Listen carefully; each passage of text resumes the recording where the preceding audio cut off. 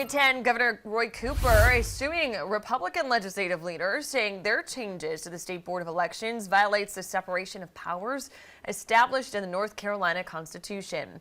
Now, the bill that Governor Cooper vetoed would establish an 8-member state board and 4-member county board, with all members appointed by the General Assembly and an even partisan split. Now, the current state board has 5 members appointed by the governor and at least 2 members from each major political party, which has successfully implemented fair elections in each cycle.